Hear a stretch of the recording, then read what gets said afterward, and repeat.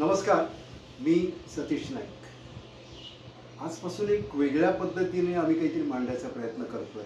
गेली अनेक वर्ष लेखनाच्या माध्यमातून आम्ही जे जे जे स्कॉलरसारखी चित्रकला महाविद्यालय, कला संचालनालय या संदर्भात प्रश्न मांडत होतो. त्याची दखल घेतली जात होती आणि नव्हती देखील. पण आता कसं होतं की जसं जसं झपाट्यानं तंत्रज्ञान बदलतं आहे तसं आपल्यात देखील बदल करायला हवा असं मला कुठेतरी वाटू लागलं. आणि म्हणून मी आता ठरवलं की या संदर्भात लिहिण्यात वेळ घालवायचा नाही, जे काही असेल ते व्हिडिओ करायचे आणि हे व्हिडिओ यूट्यूबवर टाकायचे, चिन्हाच्या आमच्या यूट्यूबवर चॅनलवर टाकायचे. तर हा त्या मालिकेतला हा पहिला व्हिडिओ. गेल्या शनिवारी एक मला व्हॉट्सअपवर एक मेसेज आला. तो मेसेज होता औरंगाबादमधले RPI म्हणजे Republican party of India Athawale गटाचे विद्यापीठ प्रमुख बॉबी गवळी यांचा.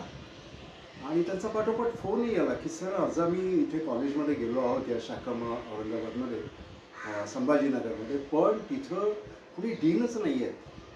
आम्ही ज्याला पत्र द्यायला जातो आहे ते डीनच तिथे नाही आहे आणि हे पत्र कोणी घेऊ इच्छित नाही आहे, कुणी घेऊ पण पाहत नाही आहे.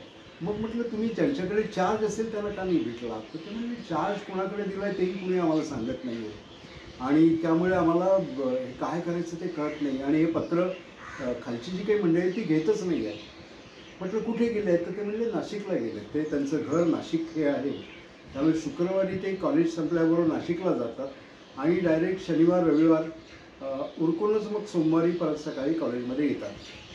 आता ही जर डीनची अवस्था असेल आणि ते जर विना परवानगी जर तिथे जात असतील तर ही खरोखरच भयंकर गोष्ट आहे. एनिवे, त्या मुलांनी जे सांगितलं ते अतिशय वाईट होतं की ते म्हणले की कॉलेजमध्ये परीक्षा चालू होती त्यावेळी आणि अशावेळी डीन नसणं हे किती भयंकर आहे आणि डीनलाही उत्तर द्यायला कोणी अधिकार नाही. चार्ज ज्यांच्याकडे दिला आहे ते देखील इथे जागेवर नाही आहे किंवा चार्ज ज्यांच्याकडे नाहीच आहे. तर अशा परिस्थितीत आम्हाला असं वाटलं की चिन्हाला आपण चिन्हाशी संपर्क साधावा म्हणून तुम्हाला फोन केला आणि मेसेज पाठवला आहे. त्या मेसेजमध्ये त्यांनी असं म्हटलं होतं की औरंगाबाद किंवा संभाजीनगर शाखामध्ये दरवर्षी 65 विद्यार्थी प्रवेश घेतात आणि ह्या विद्यार्थ्यांकडून सुमारे 850 रुपये इतका कॉशन मनी घेतला जातो. हा कॉशन मनी परत मिळत नाही आहे अनेक विद्यार्थ्यांचा.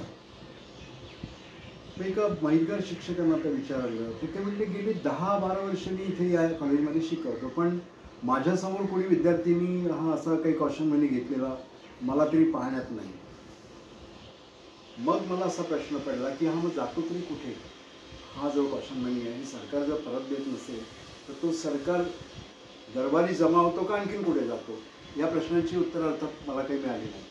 आणि माहितीच्या अधिकारात आपण प्रश्न विचारले तर याची उत्तरं मिळतील याची काही शाश्वती नाही. त्यामुळे मी ठरवलं की याच्यावर व्हिडिओ करायचा.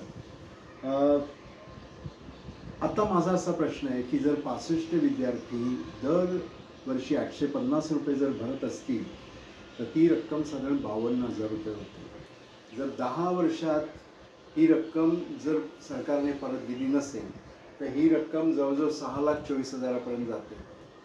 मग या रकमेचा विनियोग होतो तरी कसा? कुठे जात असतील हे पैसे किंवा काय? आपल्याला काही कळायला मार्ग नाही. याच्या पुढला बॉबींनी सांगितलेला आणखीन प्रश्न असा होता की तिथे जिमखाना नाही आहे, पण जिमखान्याची फी देखील घेतली जाते. कॉलेज सुरू होताना जिमखान्याची फी घेतली जाते, ती कुठे जाते त्याचंही उत्तर नाही. किंवा मागासवर्गीय विद्यार्थ्यांना शासन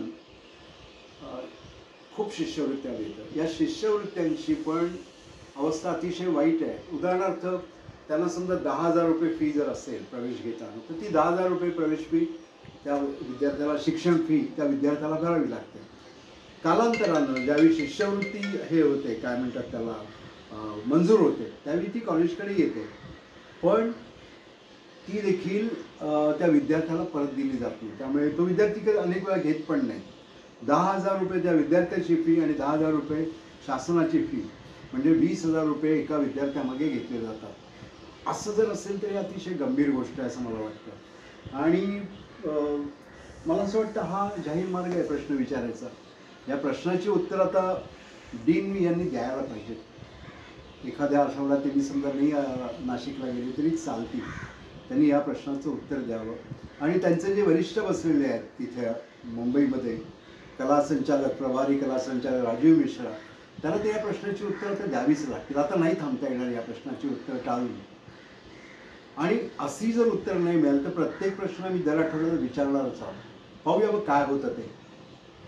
सो धन्यवाद. तुम्हाला जर असे काही प्रश्न जाणवत असतील, तुमच्यापर्यंत येत असतील तर आम्हाला कळवायला विसरू नका. केव्हाही आम्हाला आमच्याशी संपर्क झाला ते प्रश्न लोकांसमोर मांडणं हा आमचा काय म्हणतात त्याला, ही आमची पत्रकारिता म्हणा किंवा काही म्हणा, निष्ठा म्हणा किंवा काही म्हणा, हे आम्ही करत राहणार आहोत. पाहूया याच्यातून काय निष्पन्न होतं. सो धन्यवाद.